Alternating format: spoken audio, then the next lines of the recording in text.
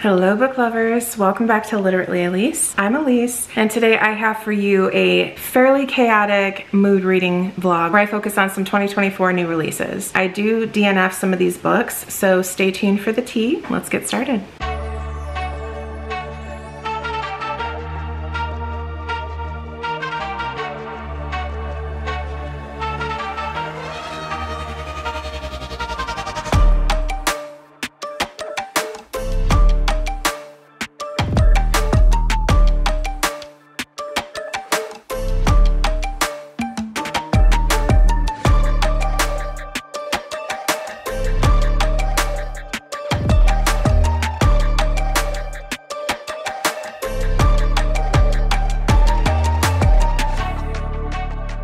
I did start The Husbands yesterday. I'm on page 44.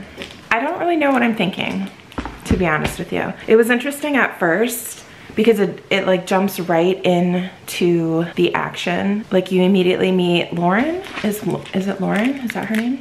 Yeah, so you immediately meet Lauren. Like within a few words, she meets the first husband. I guess let me tell you what this book is about. It's a contemporary book with magical realism. Lauren's attic is mysterious. Apparently it produced a man for her, and now every time that a man goes up into the attic completely and he comes back, he's a different man. Looks different, acts different, different name.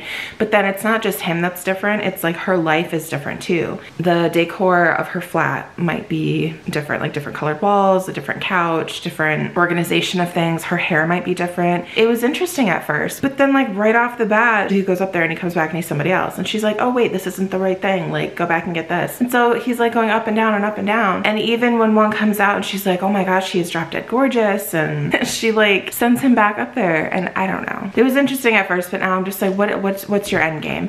Like there was a point where she was doing it for experimental reasons. Like she was trying to film it because there's also like this crackling noise and this bright light that happens when the change occurs apparently. And she was trying to get that on camera. And it's interesting too because she will have to text her neighbor or her sister or something to be like, hey, so you know my husband? And they're like, oh yeah, so-and-so. And she's like, ah, okay, so that's his name. So now we're at a point, and again, I'm only 44 pages in, so I do not feel like any of this is a spoiler. And there's so much more that happens than what I just said. It's just kind of my interpretation of the events thus far. She found someone that she kind of likes, so she's letting him stick around for a little bit. What could possibly happen over the next 300 pages? I don't know. We'll see. We'll see how I feel. The good thing about this vlog is like, I'm not committed to finishing these books. I'm just trying out some new releases. And if I don't like it, I will DNF. I'm hungry, so I'm going to get something to eat. And then, I don't know, I guess I'll read more. No new updates on The Husbands.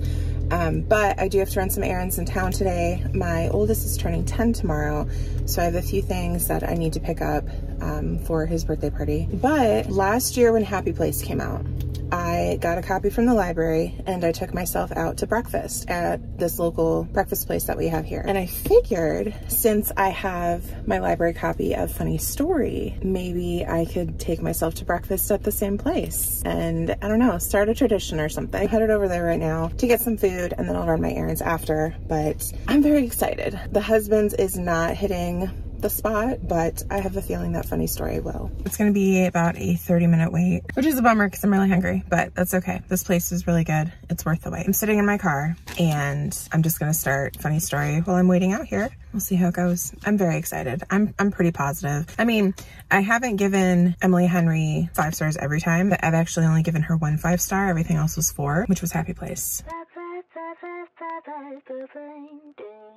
They call me sassy when I'm strolling down the street. They call me classy. I'm so hungry. Oh my gosh. And my head hurts and my stomach is like cramping. I'm so hungry. I just finished the first chapter of Funny Story. First of all, I knew that this book took place in Michigan, probably northern Michigan, because Emily hinted at it quite a bit in her Instagram. Was it last year or the year before? I can't remember, but she posted a bunch of pictures and stories and stuff, and I recognized like she was in my town and the surrounding areas. It's called Research Babe, like that was her caption. She does like fictional locations, so Waning Bay is the name of the town that they're in here. But I had heard that it was heavily inspired by my town and the surrounding areas. But it was just funny because in the very very first chapter, she talks about like Northern Michigan and Northern Michiganders. And I'm just like, I can be deadly when I find somebody lovely. hi, hello. Still have not read anything else of The Husbands. Okay, I feel like this is lost air. I'm trying to decorate for my son's birthday party. And of course I got like this giant happy birthday banner, and every single letter has to be blown up individually. So yeah, I haven't read anything more of The Husbands. I did start, of course, Funny Story by Emily Henry, and it's good so far. I'm liking it. I wouldn't say I'm loving it at this point. I'm like 5 chapters in after I finished eating and did some shopping. I then came home and pretty much gamed for the rest of the afternoon. Felt like gaming. I didn't feel like reading, but then I did read a little bit more before bed. I definitely will be finishing Funny Story, and as of right now, The Husbands is up for elimination. I don't see what could really happen over the next 300 pages. I don't know if I'll be able to do it today, but at some point I'll give it another couple chapters and then I'll determine if I am going to proceed or if I'm going to go ahead and DNF it. Lots of new releases that I want to get to. If I'm not liking one, I'm not gonna waste my time. As far as Funny Story goes, it's a little bit dual timeline because we have kind of present day of Daphne and Miles, and then we have like a couple months ago or weeks ago when the whole thing went down. So basically what happened is that Daphne's fiance had his bachelor party, and after his bachelor party, like the very next morning, he tells her, I'm sorry, I can't do this. And funny story, he has a best friend, and that best friend is called Petra. And Petra has been his best friend since they were kids. Their parents always joked like, oh, they're gonna get married one day and yada yada. And she is at the bachelor party because apparently she's one of the guys. And it kind of comes out that she loves him, and oh, guess what? He loves her too. He leaves Daphne and she leaves her boyfriend Miles, and so Daphne finds herself homeless because the home that she lived in with, what's his name? Peter, I think it's Peter, was his house in his name. He pays for everything, so, and of course Petra wants to move in. Daphne has to very quickly figure out where to live, and it just so happens that Petra's now ex-boyfriend Miles needs a roommate since Petra's moving out. So that's kind of where we're at. I don't know if it's gonna be back and forth timeline the entire time. That's just kind of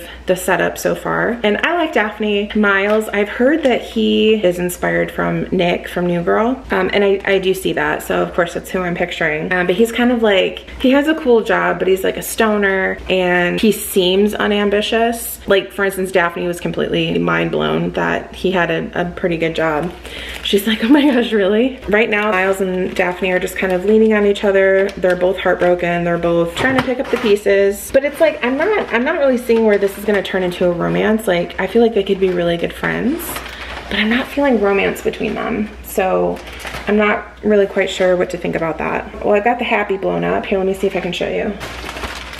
Okay, I'll just show you the final product when it's hung up. So anyways, I gotta finish this and then get back to work, and then I will just update you once I've read more. Now I'm ready like a kitty in a dress.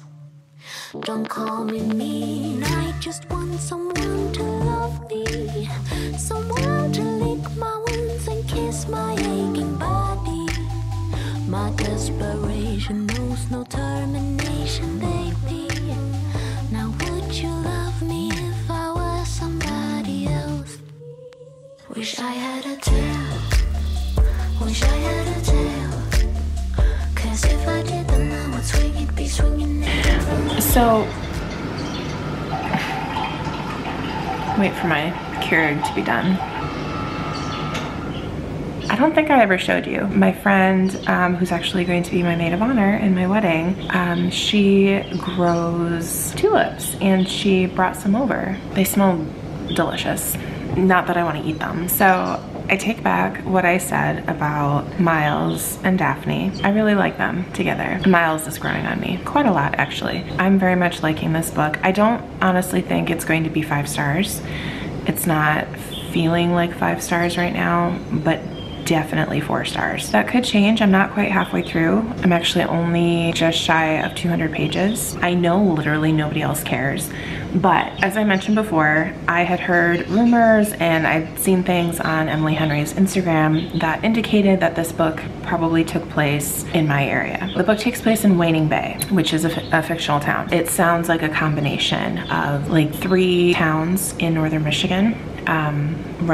All 3 of them are right along the coast. One of them is the town that I live in. Miles works at a winery called Cherry Hill. That winery is also made up. It does not exist. But this area, very big wine country here, and I just love that he works at a winery. The town that I live in, it is popular, but it's not. Like, you don't see it in movies. You don't see it in books. But the fact that my town is mentioned multiple times in this book is like super exciting to me. And I know nobody cares, but I care. I'm really enjoying it. I'm really enjoying the banter and the characters, because we've got obviously Miles and Daphne, but then we also have Daphne's friend slash co-worker Ashley, and then we were just introduced to Miles' sister Julia. And I think they were all done really, really well. That's where I'm at with funny story. I didn't read a whole lot this week. Like I said, this week was really busy. Oh, and actually, funny story, my son, for his birthday, one of the gifts that he got, he'd been asking for it for like a couple years, I think. If it's even been in existence for a couple years. It feels like a couple years that he's been asking for it, but it's a VR headset. So he got that for his birthday, and of course, you know, we were having fun with it. Monday night, my parents came over. We were watching them kind of play with it, and I had to play with it a little bit too to like get it set up and everything. One of the apps on there is like a roller coaster game, and so we were watching my youngest do one of them, and it was so funny. Like, just his reactions were really funny. He did like a dinosaur one, so you're like on this roller coaster through this prehistoric jungle and there's dinosaurs everywhere, and it was just really cute. Well, I wanted to give it a try. Okay, so I put the headset on and I'm sitting on a stool and I start going along, and oh my gosh, I'm like, this is really trippy. And there were a couple times that I like almost fell off the stool, and eventually I started to get really nauseous. I was like, okay, I'm not liking this. I'm not having a good time. I ended up taking off the headset. I will not be going on a virtual roller coaster again anytime soon. Maybe not even a real roller coaster. I felt so nauseous, and actually all of Tuesday, the next day, I had a headache. I was nauseous. I actually had to clock out of work early, and I work from home, so it's not even like I had to like get dressed up and go to the office, but it was that bad. I was like, I cannot do this. Tell me you're old without telling me you're old. As far as reading progress with this vlog, because it is a chaotic mood reading new release vlog, I did DNF The Husbands. So I gave it, I think like 2 or 3 more chapters. I just wasn't enjoying it. It wasn't hooking me. I'm like, I'm okay, which is a bummer, because I did see initially some negative reviews on Goodreads, but then since then I've seen like on Bookstagram and BookTube, well, not so much BookTube, but on Bookstagram, I've seen people loving it while they're reading it, and then even reviews once they've completed the book that they really enjoyed it. So now I kind of have FOMO, but I'm trying not to let that get to me, because it's like I wasn't enjoying it at the time. If I'm ever able to find it on audio, I might give it a go again, but you know, just reading it physically, it wasn't doing it for me. I did DNF it. I already dropped it back off at the library, but that means I should probably start another book. This is my second coffee of the day, so I'm gonna sit down, drink this coffee, and read more why do I keep wanting to call it Happy Place? Read more funny story. I will give you more updates, hopefully let you know the next book that I start. I finally just finished Funny Story, and I'm giving it 4 stars. To be honest, of all of Emily Henry's books, Daphne and Miles are probably my favorite character, or like my favorite couple, but the story itself, I do still think Happy Place was preferable to Funny Story. In my rankings, it would go Happy Place, Funny Story, Beach Read, Book Lovers, People Meet on Vacation. All the books that I have read by her have been 4 stars except for Happy Place. I'm not disappointed, I wouldn't say. What did I like about the story? Obviously, I liked the setting and where it took place. I loved Miles. I loved him so much. I did really like Ashley, and I really liked Julia. Like, the characters were well done. Emily Henry does really, really great characters, but I feel like the whole book is like counting down the days to this event happening at the library that Daphne works at. And then the event gets here, and it's like, what wasn't as big of a bang as I was expecting. So that was a little bit of a letdown. Regardless, I did have a good time reading it. I enjoyed it. I would certainly recommend it. That is that. Okay, I did also start another book. It's downstairs though, so I can't show it to you. What's it called? Jumpnauts by, oh gosh, I can't remember who the author is. But this book has been translated from, I think, Chinese. Let me double check real quick. I not even have it. I don't even have it in Goodreads yet. Good Lord, what am I doing? I did originally obtain this book as an e-arc from NetGalley. It was published in English anyways back in March, on March 12th. So anyways, it has been translated from Chinese. That is Jumpnauts by Hao Jingfang. And again, I'm probably not quite pronouncing that correctly. I am, how many pages into it am I? So I'm 22% in. So okay, to be like completely transparent, I'm not 100% following this story. I have contemplated DNFing it, but then it did start to get a little bit interesting. So I'm not gonna go into a whole lot of detail about who these characters are, what they're known for, yada yada. Basically, this one character used to know this other character, and he comes across her again. Basically, they're going to go on this mission because the museum that she works for has been receiving these like communications from space. This takes place in like distant future, like 2100s. I guess it's not like too terribly far away, but it's a ways into the future, like more than 100 years from where we're at now. Anyways, they're receiving these communications. The woman is convinced that this has happened before throughout periods of history, and that she believes that this is contact from aliens, and that in the past these aliens have come to Earth and helped, you know, human civilization to better themselves. There's kind of like a lot of anthropology and like history of humans and Earth, and different instances where, you know, human civilization made a pretty big advancement, and that she thinks that that is due to these aliens and their help. The female lead and the male lead, and then this other male character, they are getting ready to head into space to make contact with these aliens. So that's kind of where we're at right now. Like I said, I'm not 100% following the story. I think that may have something to do with the writing style itself. So it's taking me some getting used to, but I am intrigued. I'm really interested about the whole alien aspect. So I'm gonna keep reading it. Will I eventually DNF it? I don't know. Hopefully not, but I'm very curious. I'm DNFing Jumpnauts, unfortunately. I wasn't enjoying it. What were my complaints? Like I said last night, I was not enjoying the writing style. I like when we can see characters like get to know each other, but it's like everybody that kept popping up in the story, they all knew each other from before. So then you're kind of like left to be playing catch up to learn like how they know each other and like what their history is. And I didn't care for that at all. So I didn't like how the characters, like they all know each other. And then also, I have a love-hate relationship with sci-fi. Like I love sci-fi, I really do, if it's done right. Not if it's done right, if it's done in a way that like works for me.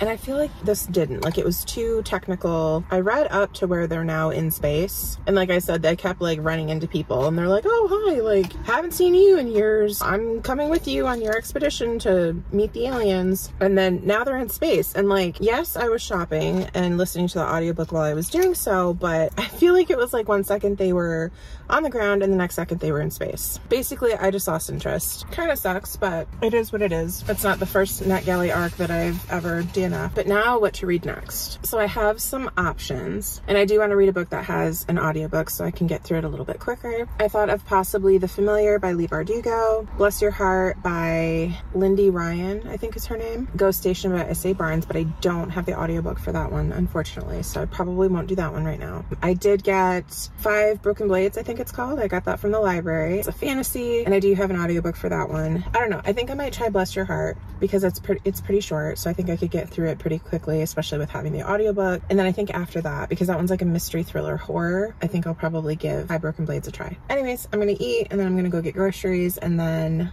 I'm going to head over to my parents to pick up my kids, and then hopefully this evening I can get started on Bless Your Heart and give you an update as to how I'm feeling.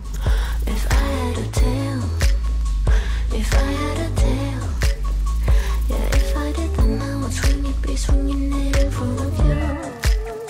So this is where the vlog gets a little bit more chaotic.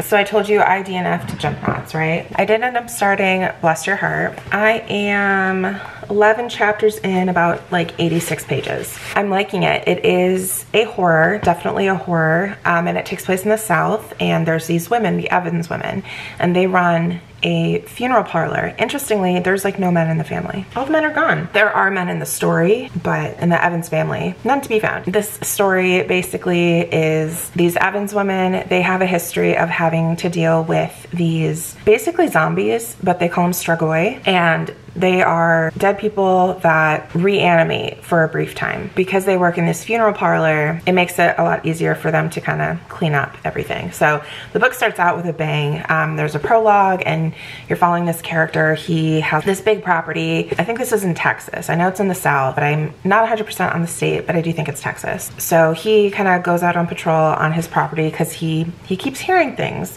And then he gets attacked and passes away. So he gets brought to the funeral home, and the Evans women, okay, let me see if I can remember. There's a lot, and it was kind of difficult to get the hang of like who each person was. And the POV switches every chapter. But there's Ducey. She's like currently the matriarch. She's the oldest one in the family. She's like, I think in her 80s. And then her daughter, Lenore, who is like early mid 60s. And then Lenore's daughter, Grace, who is probably in her like mid 30s, and then Grace's daughter, Luna. So yeah, we follow all of them. Luna, she's almost 16 years old, and she just for the first time has been exposed to these strigoi, because apparently it happens every so often. They haven't had to deal with it for, I want to say like 15 years or so. I can't remember exactly. So this is Luna's first exposure, and she's struggling a little bit to, you know, comprehend everything. That's kind of all that's really happened. There's all the people that have died so far are people like that they know well in town, and they're just kind of trying to get ahead of things, because the initial one that attacked the guy in the prologue is still out there somewhere. And once you get attacked, I'm assuming that's what prompts you to then turn once you die. I don't really know for sure. It's a good time so far, and it's not super long. It's just under 300 pages. Definitely a horror, but it's like a fun campy horror. So it does remind me a little bit of Grady Hendrix, even though I don't super love Grady Hendrix, but I am liking this. So it's kind of like Southern Book Club's Guide to Vampires in a way, and it does take place in the 90s too. I think it's like 1999, I believe, is when this takes place. I'm enjoying that one. And then I love John Mars. He has a new book coming out this year. July 9th, I believe, is when it comes out, called The Family Experiment. I just, you know, on a whim decided to request it on NetGalley. Y'all, I was accepted. I have like, yeah, my feedback ratio is 49%. And they accepted my request to read The Family Experiment. I was baffled, but super excited. Oh, it didn't download with the cover. Some of them do, some of them don't. This one did not. Anyways, I did sprints with Jessie and Keely over on Jessie's channel last night. So I read a little bit of Bless Your Heart, and then I switched over to starting The Family Experiment. Oh my goodness, I'm obsessed already. Like, his books are so good about like pulling you in, because it's like you get right into the action, and the chapters go so quickly, and they change POV like every single chapter. And typically it wasn't like that so much with his thriller, but with the one, there's a lot of different characters. There's like 4 or 5 different POVs. And so you're switching every chapter to a different POV, but also every chapter kind of ends on a cliffhanger, or not necessarily a cliffhanger, but it's like a scene where you want to know what happens next. I guess that's a cliffhanger, but like a less extreme version. So you get through it pretty quickly. So anyways, I started that last night, and I actually read that one on 2 of the 3 sprints, and I'm loving it so far. I'm honestly loving it. So it takes place in the not too distant future. There's this virtual reality, they call it the metaverse, and it's in a world where raising a child has become too expensive. Like, people just, they can't do it. Prices of everything else have gone up, and just raising a baby is just, it's hard, it's difficult, and it's expensive. So as like a rollout of this metaverse virtual baby program, the company is hosting this virtual reality show, and they're following 5 different couples, or not even couples, because one of them is a single dad. But what they do is they have their VR headset, but they also have like a bodysuit, And so once you're in the suit and all hooked up and you're in the virtual reality, you are able to feel things and smell things and hear things, and it's supposed to be like the most realistic virtual experience. It takes place over the course of 9 months, and what you do is you and your couple, or for the one guy who is single, you raise a baby. Because it only takes 9 months, the babies are on like a fast track, so it's like every month is a different portion of their growing up experience, and it's supposed to be from infancy to,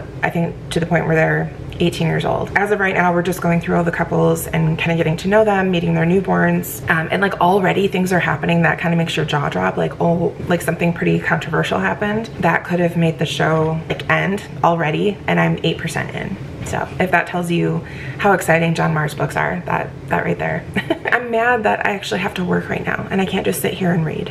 Just finished this. You know what? It was a good time. I spent most of the book thinking it would probably be a 3-star, like a high 3-star, but a 3-star. Ultimately, by the end, I did decide that it would be 4 stars. I forgot that this is supposed to be a series. At least on Goodreads, it says that this is book number 1. By the ending, like the last paragraph, I'm like, oh, what?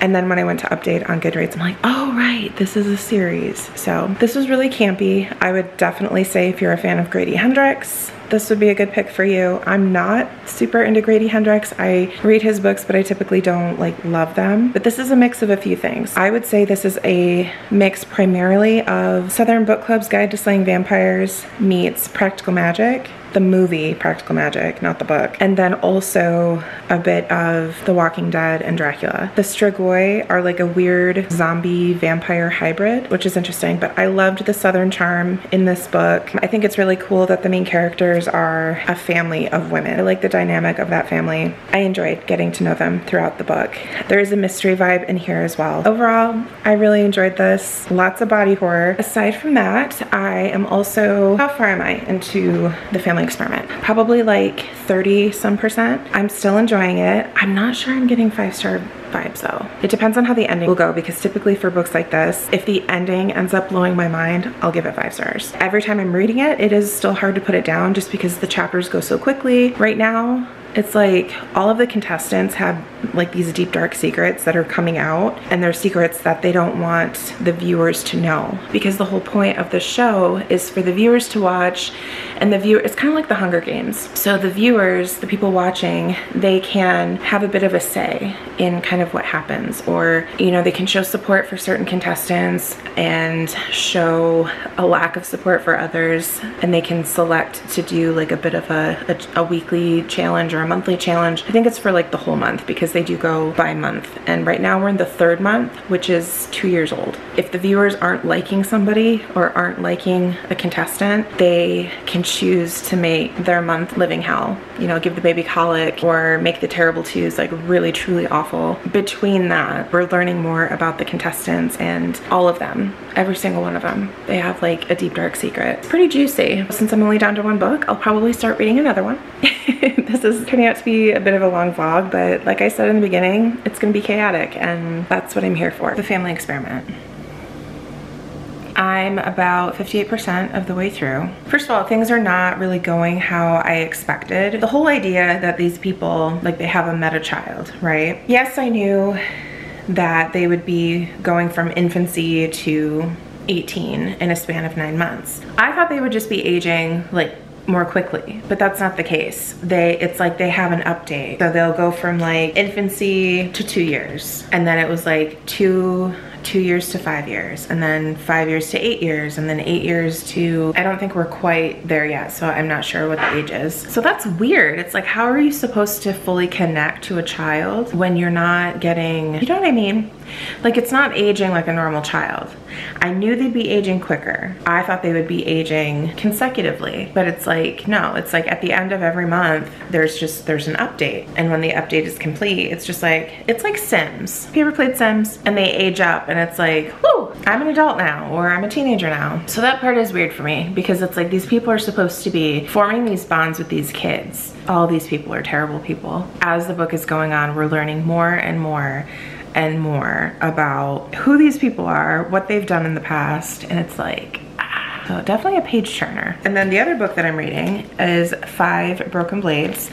I am on page 193. I've read this much. I don't know if I've done any updates on this one yet. So this is a fantasy. Typically for fantasies, it does take me a while to get into them just because there's like so much world building. And this one has a lot of POVs. Obviously each POV we're learning more about that person. How do I explain this? I don't really know. Basically there's a king and a lot of people want him dead. So the people in the POVs that we're reading are on a journey, not all separately because some of the POVs are like traveling together. So there's like, I think like three separate storylines, if that's what you want to call them, leading to getting to this kingdom and trying to kill this king. According to the synopsis, it sounds like all of these people do kind of come together. It becomes a joint effort, but we're not there yet. These characters, they are very interesting and we learn a lot about who they are and kind of what drives them. And they are voiced by different people, which is kind of nice. I think that because I am doing a tandem read with the audiobook for this one. So that I think that helps me at least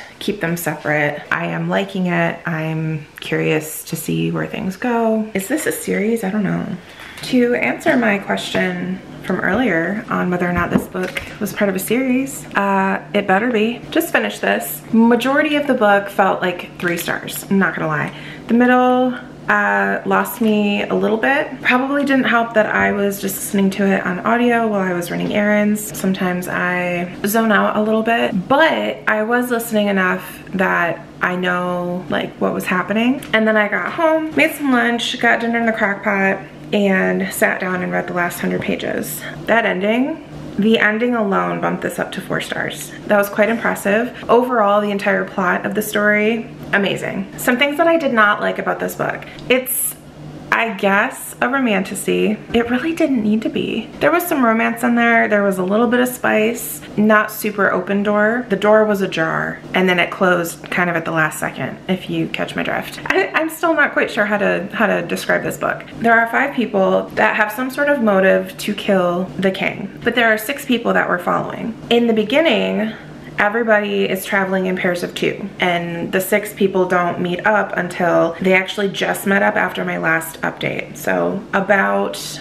a little more than a third of the way through the book, they finally meet and kind of join forces because they all realize that they have the same objective, is to see this king dead. This book has heists, this book has assassins and poison maidens and spies. So there's a lot to it and it was very interesting. I do think it was really well done. And now, unfortunately, I am committed to another series, so I did end up giving it 4 stars. I'd recommend it. I finished The Family Experiment. It was not 5 stars, which is kind of a bummer. I was really hoping for 5 stars because John Mars was 2 for 2 on being 5 stars. The fact that it was about kids and the fact that I am a mom and I have kids made it a little bit harder to hear some of the stuff that happened. And then also too, I think I talked about this earlier, but I was kind of expecting these virtual kids to age gradually. It didn't just happen like that. It would be like they go to bed and then they have an update and then the next time the parent sees them, they're no longer 2, they're 5. So like that would be hard. How can you form a proper bond? The whole point of this technology and then the subsequent reality show that's taking place is supposed to be like an advertisement for this so that people want to purchase this technology. They want to have a meta child of their own. But it's like, how are you supposed to form a good bond and a natural bond? Because then you're like missing all that time. So to me, it would have been maybe a little bit more, not necessarily believable, but like I would have bought into it a little bit more if they didn't have like updates. I guess that kind of kept me from really enjoying this and like really kind of buying into it. I feel like the pacing was done really well. Super thrillery. I think John Mars is really good with that. The characters, it's like you are in their minds so much and you learn so much about them, but generally they're not people that you like or are rooting for. So that it's kind of weird. So it's like you want to know more. So when one chapter ends and you switch to a different POV, I still wanted to go back to the other person's POV. And everything was just so chaotic. Like you would think something would happen and you're like, it can't possibly get any crazier than this, and then it does. Oh, and I did really like too that it felt like a reality show. So, okay, you know the book, what is it called? The True Love Experiment by Christina Lauren, which was like a spin-off of, I can't remember what it was called, Equation or something like that. Well, in The True Love Experiment, it was supposed to be a reality show. Interestingly, kind of based off technology very similar to that of John Mars's The One. That reality show did not feel like a reality show. Like, we saw bits and pieces of it, but other than that, like, it didn't feel like a reality show. In The Family Experiment, it felt like a reality show. First of all, we would get like news articles talking about events that took place in the show. We would get snippets of chat, because obviously people that are viewing the show, they could chime in and kind of give their 2 cents. And then also too, when you're actually in the story, reading from a point of view of one of the contestants, they'd be doing something, and kind of like a live on TikTok. Viewers could send like black hearts if they didn't like what was going on, or red hearts if they did like what was going on. So I feel like the whole making it feel like a reality show was done really well. So I liked that aspect. So the other thing that I didn't really like was the ending, like the big reveal. I feel like the other 2 books that I've read by John Mars so far, I feel like the ending really kind of blew me away. And it's not that I saw this ending coming, but it made so much sense that I was just like, oh, yeah, okay. I wanted my mind to be blown, and it wasn't, which I think is probably another reason that it wasn't 5 stars. But overall, I mean, it was good. Like, I'm definitely gonna recommend this book. And it is from the same universe as The One, but also The Minders and The Passengers, which are a couple older ones. Oh, and The Marriage Act. And you don't need to read them in order, but there were things that were talked about in this book that happened in The Passengers, which I think is a book about, I haven't read it, but I think it's a book about self-driving vehicles getting hacked, because I guess one of the characters in The Family Experiment was part of the, I don't know, people reporting on this event taking place in The Passengers or something like that. He was related to it in some way. So I guess there's just like Easter eggs. So part of the same universe, but you don't have to read them in order, which is good because I haven't been. I think for now, this is the end of this vlog. So I've been working on this for a while. It's June, and I specifically remember at the beginning of this vlog talking about my son's 10th birthday, which was at the end of April. Thank you so much for joining me. Until next time, bye.